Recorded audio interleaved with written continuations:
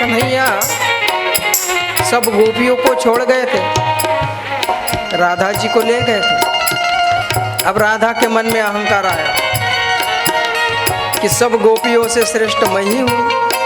कन्हैया से कहती है, प्यारे कन्हैया, ये डाली बहुत वृक्ष की ऊंची है जिसमें फूल लगे हैं, मुझे अपने कंधे पर चढ़ाओ, मैं फूल उतारना चाहती हूँ। कन्हैया ने कहा, अच्छा, अहंकार हो गया राधा को। अच्छा राधा ठीक है।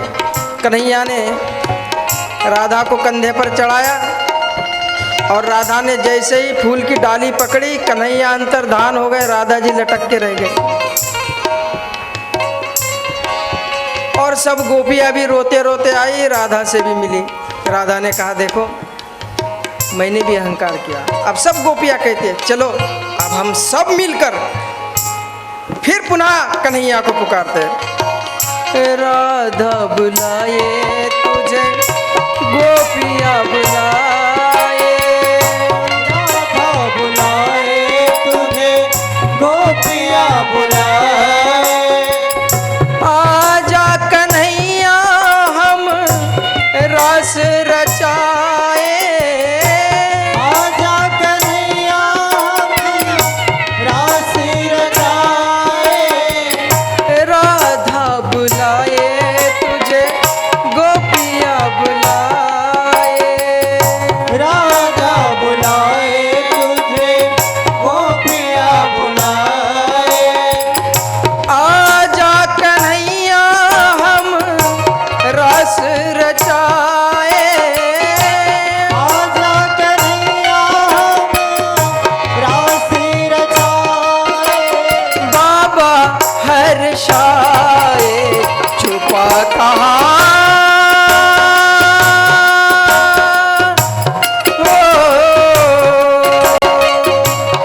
आजा चलिया मुरली वाले, आजा आए, मेरा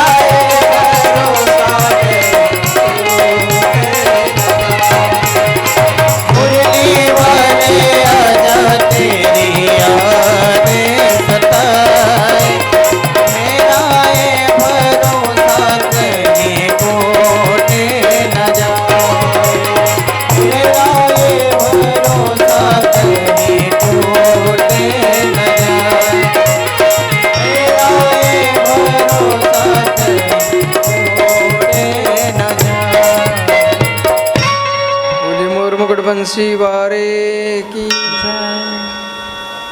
सारी गोपियाँ पूरे जंगल में रो रो कर कन्हैया को ढूंढती है। रोते रोते फिर गोपियाँ वही जमुना जी के पुलिन पर आ गई। इति ग्रोप्य प्रगायन्त प्रलपन्ते च चित्रधा, रुरुदु सुस्वरम राजन् कृष्ण दर्शन लालसा। हे परीक्षित, सुखदेव जी कहते हैं सारी गोपियाँ पुनः पुलिन पर आ गई कृष्ण दर्शन की लालसा से। और गोपियाँ जब विलाप करने लगी, सारा अहंकार उनका गलित हो गया। उसी समय भगवान प्रकट हो गए। बोलिए भक्त वत्सल भगवान। तासामाविरभुच्छोरी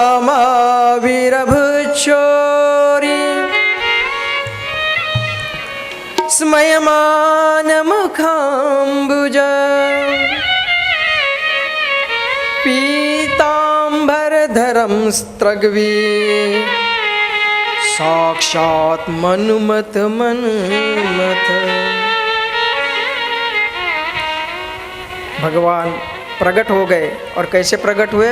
अपने पीताम्बर का एक छोर, पीताम्बरम धरम स्त्रग्वी, पीताम्बर का एक छोर अपने हाथ में पकड़ लिया था।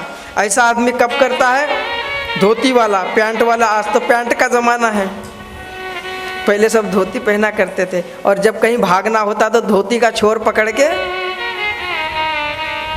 तो मानो भगवान कहीं से भाग के आए हैं। हाँ, जब भक्त अनन्य भाव से पुकारता है तो भगवान चल के नहीं दौड़ के आते हैं। सुंदर स्वरूप साक्षात कामदेव को भी मथने वाला, करोड़ों कामदेव से भी अगणित सुंदर सौंदर्य लावण्य श्री कृष्ण का स्वरूप है। गोपियाँ बड़ी प्रसन्न हुई, सब बड़े प्रेम से, कन्हैया बीच में बैठे, गोपियाँ चारों ओर से घेर कर बैठी। और गोपियाँ कहती है, एक बात बताओ प्यारे कृष्ण। बोले क्या? पूछो। भजन्तो नु भजन्ते कम एक एतद्विपर्ययम्। एक प्रेम करने वाले से प्रेम करता है, एक नहीं करने वाले से करता है। और तीसरा, नो भयांच भयन्ते कम एतनो ब्रूहि साधु भो।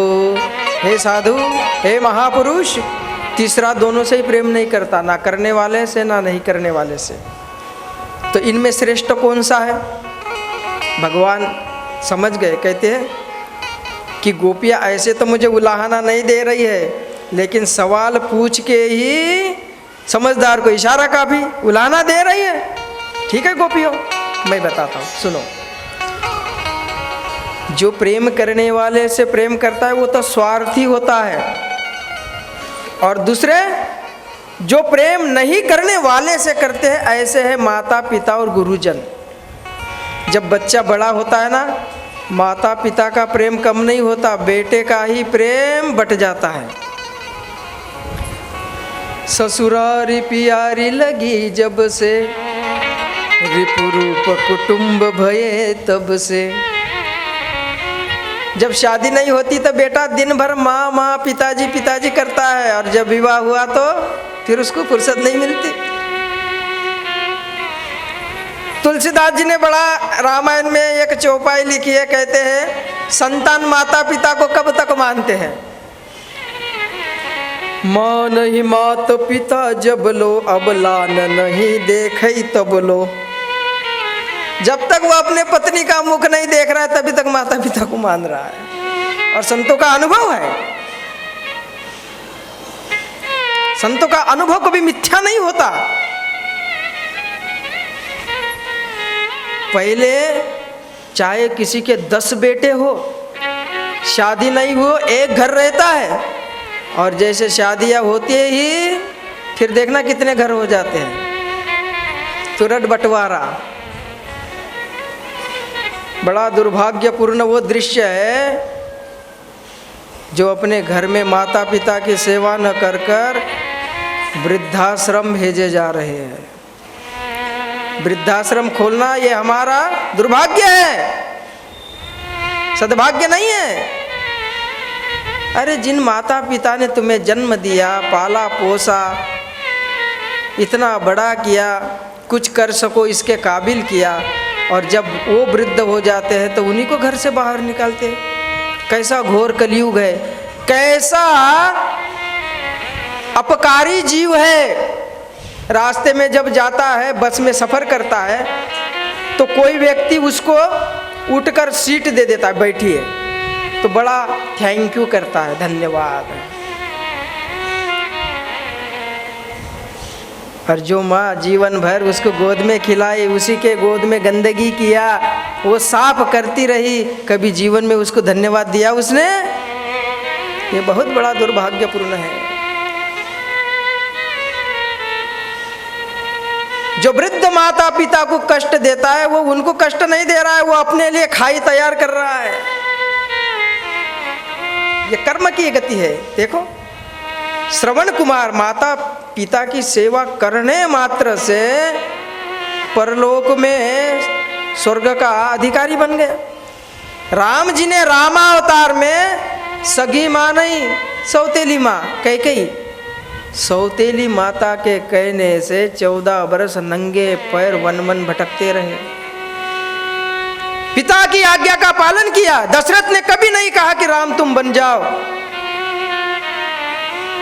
उस राम का हम भजन करते हैं, घर में राम जी की फोटो लगाते हैं और माँ बाप को वृद्धाश्रम में भेजते हैं। शर्म आनी चाहिए।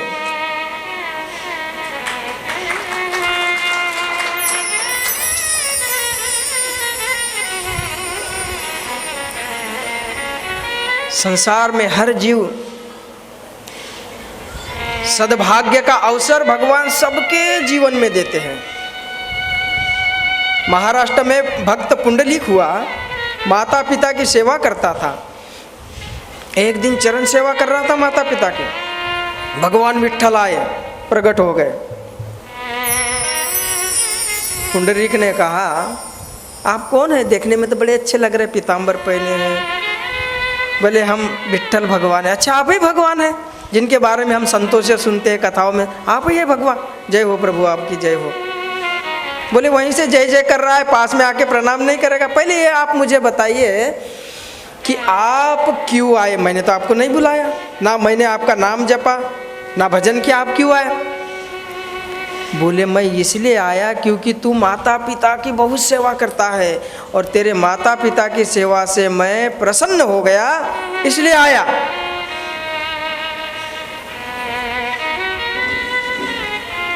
तो पुंडरीक कहता है, प्रभु जिन माता पिता की सेवा करने के कारण आप प्रकट हो गए, उन्हीं की सेवा छोड़कर मैं आपके पास कैसा आ सकता हूँ? जब तक अभी मेरे पिताजी सोने जा रहे हैं, जब ये सो जाएंगे फिर मैं देखूंगा। भगवान कहते, भैया तो क्या हमको बैठने को आसन वासन नहीं देगा? सेवा कर रहा था, चरण सेवा, इधर उधर देखा तो एक ईंट पड़ी थी, वह ईंट उठाकर फेंक दी, लो इस पर बैठो। उन्होंने सोचा कि ये बैठने का आसन नहीं, ये तो खड़े होने का है, तो उस ईंट पर खड़े हो गए। कभी आप लोग पंढरपुर गए होंगे, ये विट्ठल भगवान और कोई नहीं, साक्षात श्री कृष्ण ही है। और जो रुक्मिणी जी है वो साक्षात लक्ष्मी स्वरूप है। भगवान खड़े रहे, वो बेचारा माता पिता की चरण सेवा कर रहा है। भगवान ने कहा कि खड़े रहते रहते मेरी तो कमर दर्द कर रही, तो कमर पकड़ के कमर पर हाथ धर दे। देखिए कमर पर हाथ है विट्ठल भगवान के। तो कहने का तात्पर्य यह है, सबसे प्रथम मनुष्य की गुरु उसकी माता है, दूसरा गुरु उसका पिता है, तीसरा गुरु जो स्कूल में पढ़ाता है, और चौथा सद्गुरु जो इस संसार से मोह माया से उसे पार लगाता है। संसार में गुरु बहुत मिलते हैं, सद्गुरु का मिलना बड़ा कठिन है। गोपियों, वो माता पिता है जो बेटा प्रेम नहीं करता ना, तो भी वो उससे प्रेम करते हैं। बेटा घर नहीं आता जल्दी तो माता रात रात भर जागती है। क्यों जागती है? पूछो उससे। कभी वो बेटे ने विचार किया, मेरी माता मेरे लिए क्यों जागती है, क्यों भोजन नहीं करती? बड़ा विलक्षण क्षेत्र है। प्रेम नहीं करने वाले से भी वो प्रेम करते हैं, और जो उनका तिरस्कार करता है उसका क्या होगा? भगवान कहते, गोपियों, तीसरा जो दोनों से ही नहीं करते, ना करने वाले से ना नहीं करने वाले से, ऐसे पुरुष 4 प्रकार के हैं। एक, भजन्तोपि नवे केचिद् भजन्त भजत कृत आत्मा राम आप्त काम अकृतज्ञा गुरुद्रोह। जो ना प्रेम करने वालों से करते ना नहीं करने वालों से करते, ऐसे 4 प्रकार के। उनमें पहले आत्मा राम, परमहंस महात्मा, जिनके दृष्टि में द्वैत है ही नहीं, अद्वैत, एको ब्रह्म द्वितीयो नास्ति, ना भूतो ना भविष्यति। वो अपनी आत्मा में खोए से रहते हैं, इसलिए उनको भान ही नहीं रहता कि कौन हमसे प्रेम कर रहा है और कौन नहीं कर रहा है। दूसरे, आप्त काम, जो द्वैत तो है उनके दृष्टि में, वो ईश्वर, जगत, संसार, संसार के प्राणी द्वैत है, लेकिन वो ईश्वर के सिवा किसी से प्रेम नहीं करते, अपने आत्मा में तृप्त हो चुके हैं। ऐसे भी प्रेम करने वाले से, नहीं करने वाले से, दोनों से नहीं करते। तीसरे प्रकार के अकृतज्ञ, अपकारी, किसी का उपकार न मानने वाले। और चौथे गुरुद्रोह। तो गोपियाँ कहती ये गुरुद्रोह कैसे होते हैं? बोले ये ऐसे होते हैं कि वो जानता है कि सामने वाला व्यक्ति मुझे से प्रेम कर रहा है, फिर भी वो उसको सताना चाहता, परेशान करना चाहता है। गोपियाँ कहती है तब तो तुम चौथे ही प्रकार के लग रहे हो। बोले नहीं नहीं गोपियों, मैं तुम्हें सत्य कहता हूँ, मैं जीवन भर भी तप करूँ, व्रत करूँ, हजारों जन्मों तक मैं तुम्हारा ऋण नहीं चुका सकता। ये सारा संसार मेरा ऋणी है। आज गोपियों, सच्चे निष्काम भाव से तुमने मुझे अपना ऋणी बना दिया। और भगवान गोपियों को आनंद प्रदान करने के लिए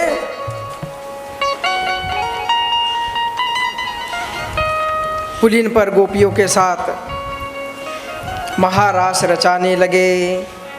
गोपियाँ भगवान को घेर के खड़ी हो गई, भगवान बीच में, कन्हैया एक, गोपियाँ सब देखती है कि काश सब गोपियों के कन्हैया अलग अलग हो। भगवान ने अपने योग माया का आश्रय लिया और हजारों हजार गोपियों के बीच में हजारों हजार रूप प्रकट कर दिए। जितनी गोपियाँ उतने कृष्ण।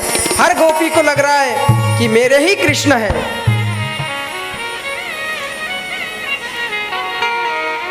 धरायामृतं धरामृतं धरामृतं न भवति इति अधरामृतं। रास रचो हरचो रास रचो। मंडल बनाकर गोपियाँ नृत्य करने लगी और भगवान भी उनके बीच में नृत्य करने लगे।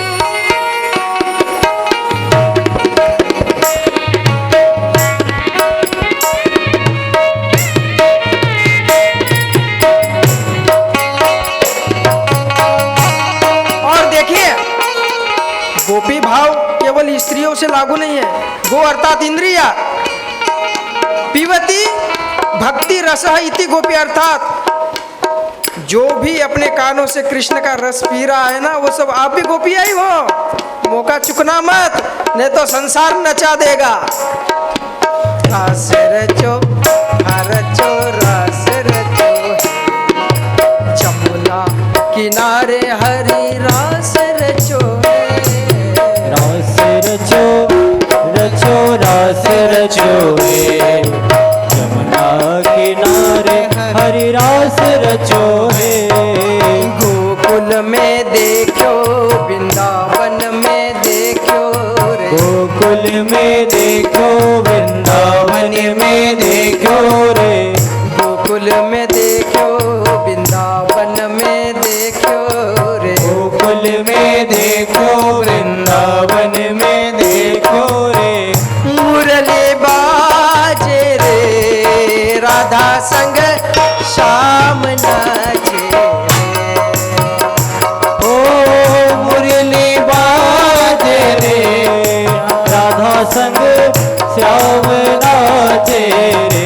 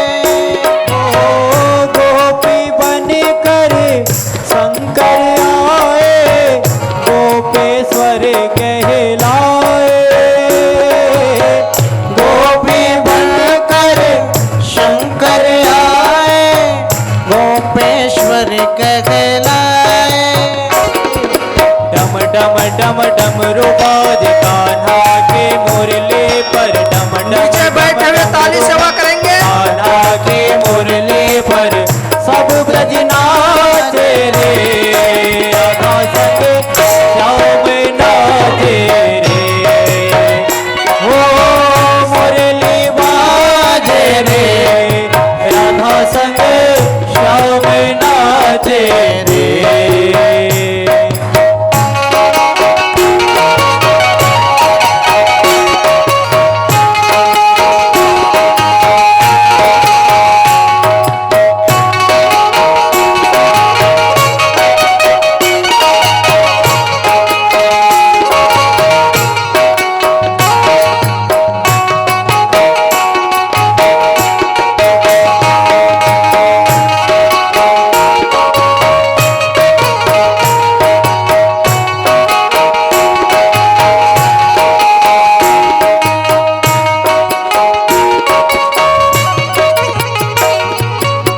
चंद्र किरण सा श्याम सलोना दो आंखें कजरारी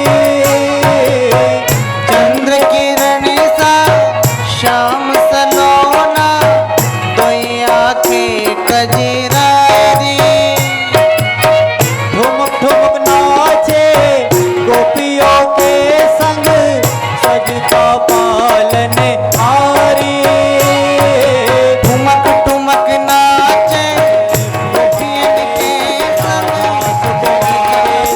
दास बिहारी राधा सुकुमारी संग सब जग नाचे रे राधा संग श्याम नाचे रे ओ मुरली बाजे रे राधा संग श्याम नाचे रे। रास रचो रास रचो रास रचो है यमुना किनारे हरे रास रचो है रास रचो रास रचो रास रचो है यमुना किनारे हरे रास रचो है रास रचो रास रचो रास रचो है यमुना किनारे कान्हा रास रचो है महारास रचो है महारास रचो है। भूली रास बिहार देवताओं के गिनती से थी। 6 महीने की रात्रि हो गई थी और भगवान की माया की विलक्षणता ऐसी थी कि गोपियाँ नृत्य तो 6 महीना तक करती रही, लेकिन वहाँ गोकुल में सारी गोपियाँ वहाँ भी थी। किसी गोप को ये नहीं लगा कि कोई गोपी है ही नहीं। तो वहाँ नाच कौन रहा था?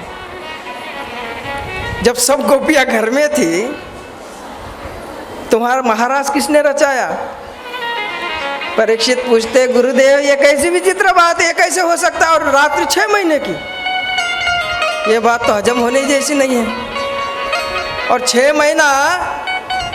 महीने की बात करते 6 घंटा कोई घर में ना हो, किसी की पत्नी, किसी की बेटी, किसी की बहन, तो किसी को पता नहीं चलेगा 6 महीना क्या होता है। बोले यही तो माया है, यही तो लीला है उस सर्वेश्वर की। वस्तुतः सच बात बताऊं, सुखदेव जी कहते परीक्षित, बोले क्या है सच बात?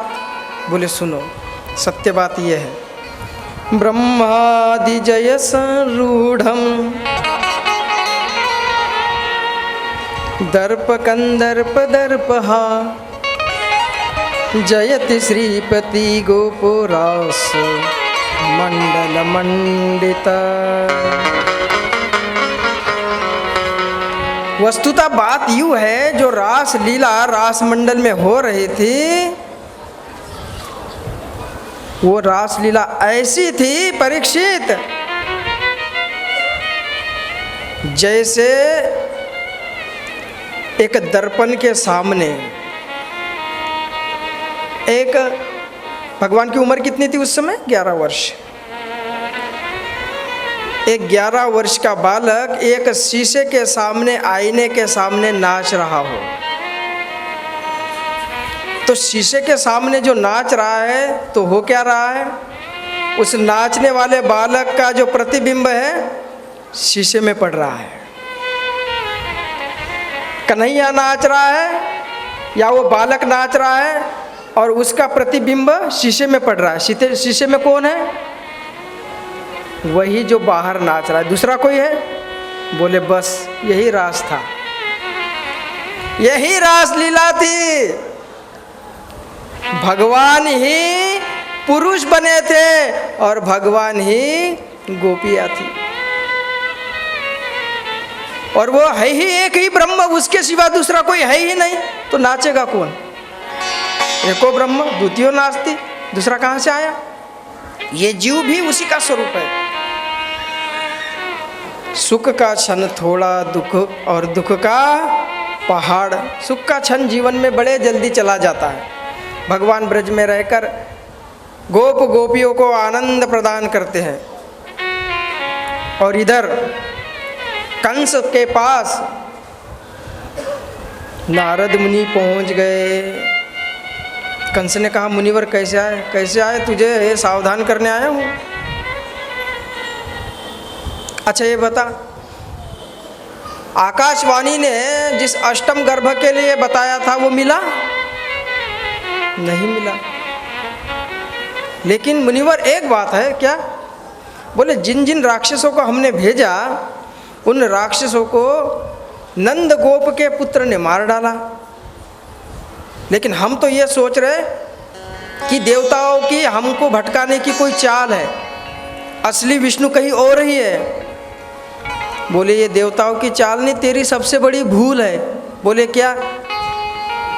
बोले वो नंद का बालक नहीं है। नंद ग्वाल के यहाँ इतना तेजस्वी बालक कैसे उत्पन्न हो सकता है? और एक बात मैं तुम्हें और बताता हूँ कंस, ये जितने यदुवंशी है ना, ये सब देवता है। षड्यंत्र हुआ है बहुत बड़ा तेरे साथ। और तुझे मालूम है ये वसुदेव कौन है? कौन है? बोले कच्छप ऋषि है। और देवकी देव माता अदिति है। और इन्हीं के यहाँ भगवान विष्णु का जन्म हुआ, और वही बालक वृंदावन में नंदराय के यहाँ पल रहा है। वही तेरा काल है। अभी 11 वर्ष की उम्र हो चुकी है, और नारद मुनि तो लगा कर चले गए नारायण नारायण करके। अब कंस ने अक्रूर को बुलाया और कहा कि अक्रूर, तुम ब्रजमंडल जाओ और वहाँ हमारे भांजे को बुला कर ले आओ। कहना मामा जी ने बड़े प्रेम से बुलाया है। अक्रूर तो जानते थे ये दुष्ट और इसका प्रेम कैसा है, ये तो भगवान को मारने की योजना बना रहा है। बोले जाओ और जाकर कहना सारे गोपों को निमंत्रण दे आओ, हमारे यहाँ धनुष यज्ञ हो रहा है, बहुत बड़ा उत्सव मनाया जा रहा है, देश देश के वीर आएंगे और यहाँ सारे विश्व के मल्ल की कुश्ती होगी। ये सब देखने के लिए हम निमंत्रित कर रहे हैं। अक्रूर कहते हैं इस दुष्ट के विषय में क्या सोचना, मेरा तो भाग्य उदय हो गया, इसी बहाने से मुझे भगवान के दर्शन होंगे। अक्रूर ने रथ सजाया, रथ पर बैठे। कहते हैं मथुरा और वृंदावन का कोई ज़्यादा अंतर नहीं है, लेकिन अक्रूर को वहाँ से सुबह निकले थे और पहुँचते पहुँचते शाम हो गई। इतनी देर सोचते सोचते जा रहे। क्या सोचते जा रहे? किम मया चरितं भद्र किम तप्तं परमं तप किम वाथाप्यहते दत्त यद्रद्रक्ष्यामद्य केशवम।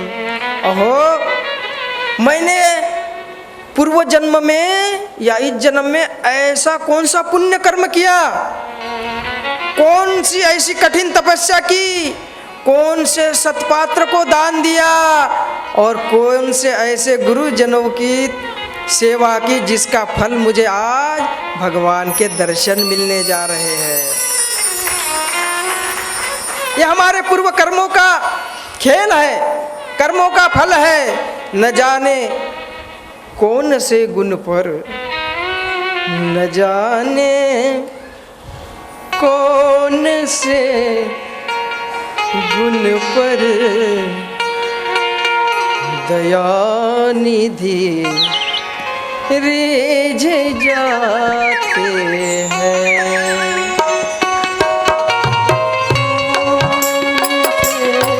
गुण पर दया निधि रिझ जाते हैं। न जाने कौन से गुण पर दया निधि रिझ जाते हैं। जाने कौन से गुण पर दया निधि रिझ जाते हैं। न जाने कौन से गुण पर दया निधि रिझ जाते हैं। न जाने कौन से गुण पर दया निधि रिझ जाते हैं। यही हरि भक्त कहते हैं, यही सद ग्रंथ गाते हैं। न जाने कौन से गुण पर दया निधि रिझ जाते हैं।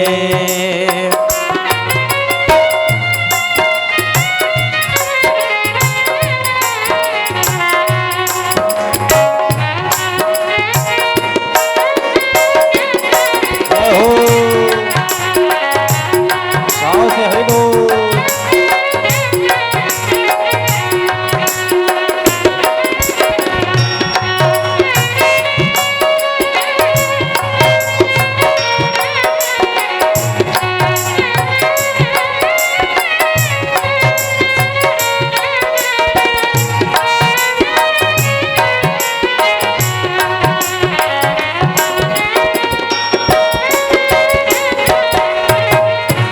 क्या पता कब वो नारायण किसी के किस सेवा पर, किसी के धर्म कार्य पर, किसी के दान पर, किसी के माता पिता की सेवा पर, किसी के तीर्थाटन पर, किसी के गुरु की सेवा पर, किसी समाज कल्याण के काम पर कब रीझ जाए कोई नहीं जानता।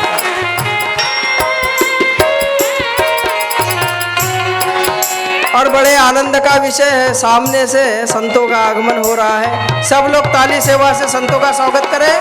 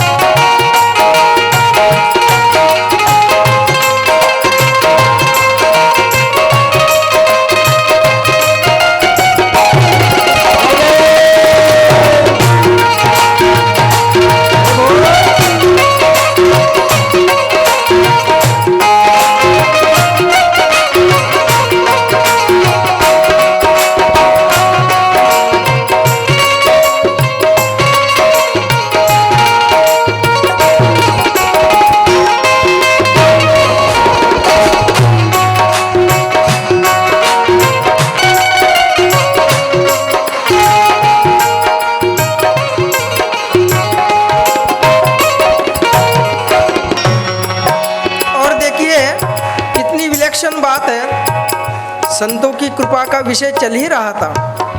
अक्रूर जी विचार करते हैं, कैसे मैंने ऐसे कौन से महापुरुषों की सेवा की, सदगुरु की सेवा की, सत्पात्र को दान दिया और संतों का आगमन हुआ। बहुत शुभ संकेत है। अक्रूर जी महाराज वृंदावन पहुंच गए।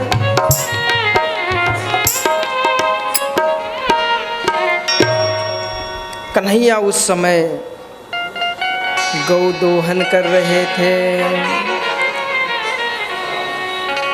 पीछे बलराम खड़े थे। कन्हैया गौ दोहन कर रहे। अक्रूर जी भगवान को देखकर रथ से कूद पड़े और साष्टांग लौट गए चरणों में। पीछे से भगवान गौ दोहन कर रहे। ददर्श कृष्णं रामं च व्रजे गोदोहनं गतो पीतनीलाम्बरधरो शरद बुरहेक्षणी।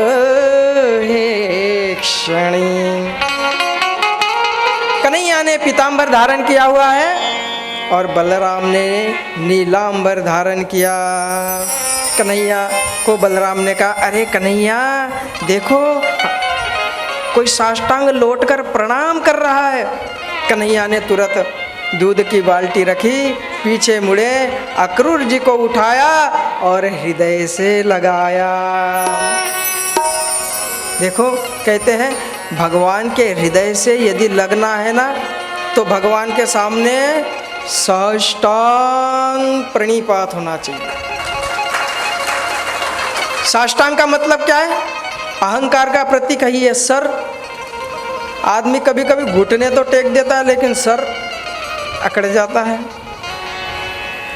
और जब परमात्मा के सामने अष्टांग से साष्टांग प्रणाम होता है तो परमात्मा उसको उठाकर अपने हृदय से लगा लेते हैं।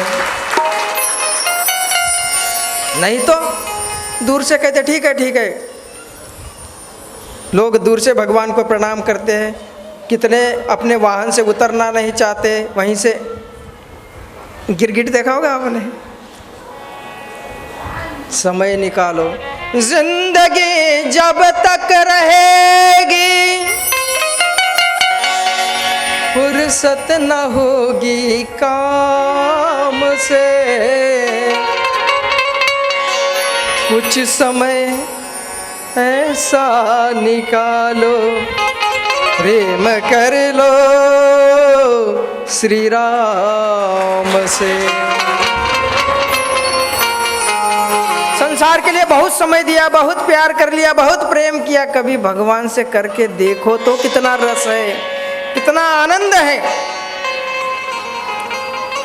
चाचा जी, कन्हैया कहते आप कैसे आए? आइए चलिए। घर के भीतर ले गए, नंद बाबा आदि सबको बुलाया, अक्रूर जी ने भोजन आदि किया। कन्हैया कहते हैं चाचा जी आप मेरे लिए आए हैं, मार्ग में आपको थकान हुई होगी। कन्हैया अक्रूर जी के पैर दबा रहे। देखो भगवान भक्त के चरण सेवा कर रहे। होता कैसा है, भक्त भगवान की चरण सेवा करे, लेकिन हमारा कन्हैया कितना प्यारा और कितना सरल है, भक्त की सेवा कर रहे हैं। जो सच्चे हृदय से भगवान के दरबार में लोग जाते हैं, शरण में जाते हैं, भगवान कहते हैं उसके सारे दुख दर्द कष्ट स्वयं मैं ले लेता हूँ। नंद बाबा कहते हैं अक्रूर जी आप कैसे आए बताइए। अक्रूर जी लंबी सांस लेते हैं। नंद बाबा कहते हैं सब कुशल मंगल तो है, कंस आप लोगों को परेशान तो नहीं करता? बोले कंस क्या बताए?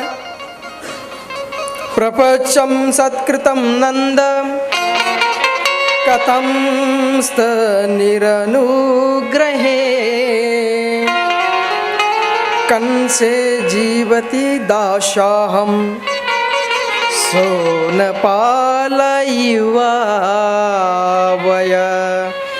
अरे नंदराय जी, अक्रूर जी कहते हैं हम तो कंस के राज्य में ऐसे रहते हैं जैसे कसाई के बस में भेड़ रहती है। क्या पता किस भेड़ का नंबर आए और कसाई है, ये कंस नहीं है, ये कसाई है, बड़ा दुष्ट है। और उस दुष्ट को नारद जी ने ये रहस्य बता दिया कि ये जो कृष्ण है ये तुम्हारा पुत्र नहीं, ये तो देवकी का 8वां गर्भ है जिसके विषय में आकाशवाणी ने कहा था। अब उसने बहुत बड़े धनुर्यज्ञ का आयोजन किया है और आपको पूरे परिवार सहित, आप गांव के पंच है, सरपंच है, पूरे गांव सहित सब ग्वाल वालों को निमंत्रण भेजा है। हम कन्हैया को लेने आए हैं।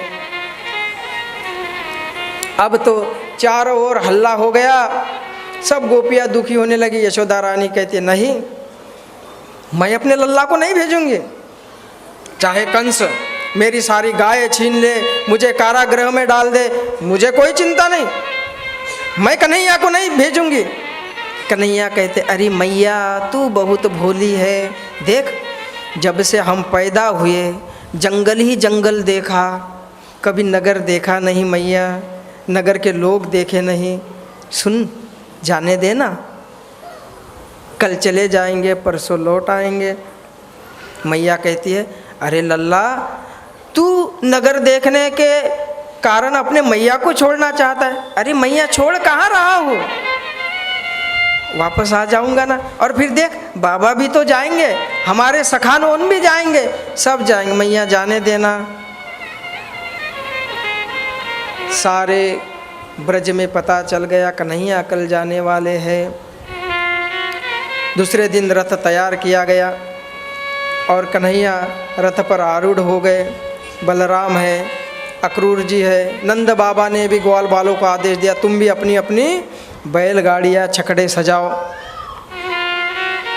सब गोपियाँ एकत्रित हो गई, सब करुण रस से आंसू बहाती है। सोहनी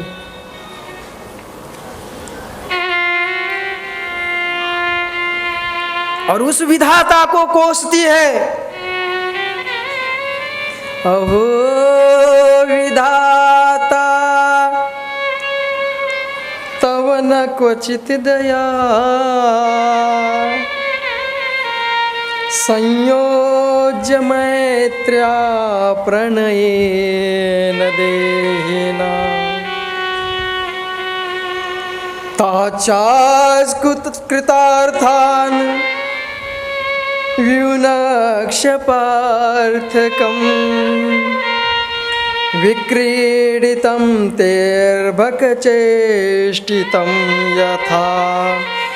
हे विधाता, तुमको तनिक भी दया नहीं है, तुम्हारी बुद्धि बिल्कुल बच्चों जैसी है। अरे कहाँ तो तुम एक दूसरे से मिला देते हो, जब उनका स्नेह प्रेम बढ़ जाता है और अभी उनकी इच्छाएं अभिलाषाएं पूर्ण भी नहीं हुई तब तक तुम उन्हें अलग कर देते हो। ये तुम्हारी बुद्धि, तुम्हारी क्रीड़ा तो बिल्कुल उस बच्चे की तरह है जो रेत में बैठकर घरौंदा बनाता है और जब उसकी माता उसको भोजन के लिए बुलाने आती है तो बड़े प्रेम से जो घरौंदा उसने बनाया है उसी को वो खुद ही लात मार के तोड़ के चला देता है। जब तुम्हें इस नंद सूत से हमें अलग ही करना था तो मिलाया ही क्यों था। एक गोपी कहती है विधाता को क्यों कोसती है। उस सावरे को, कन्हैया को, छलिया को तो देखना कितना प्रसन्न हो रहे हैं जाने के लिए। ननंद सुनो शन भंग सुहृद, इनका प्रेम शनीक है। समीक्षते न सकृता तुरबत, विहाय गेहान् स्वजनान् सुतान् पति स्तदास्य मध्योपगता नवप्रिया। जिस कन्हैया के लिए अपने पुत्र पति घर द्वार लोक लाज मर्यादा त्याग दी, आज वही हमें त्याग कर जा रहे हैं। इनको तो नवप्रिय है, मथुरा जाएंगे फिर वहाँ इनको और इनके भक्तानी भगत मिल जाएंगे। गोपी कहती है जाने दो, जाओ जाओ निरमोहिया,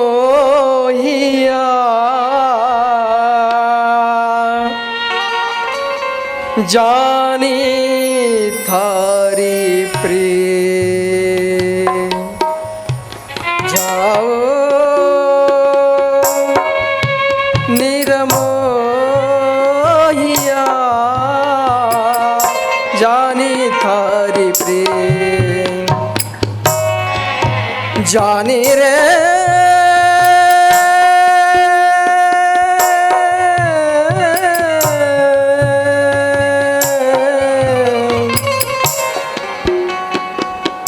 जानी थारी प्रेम। जाओ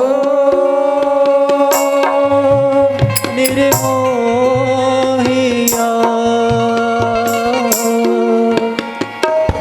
जानी थारी